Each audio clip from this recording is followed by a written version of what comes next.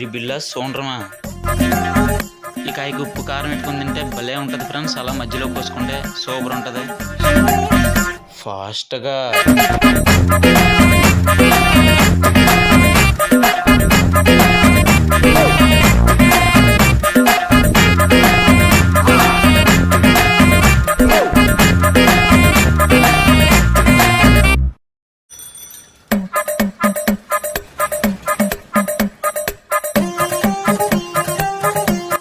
Hi guys, చూపిస్తాను చూడండి.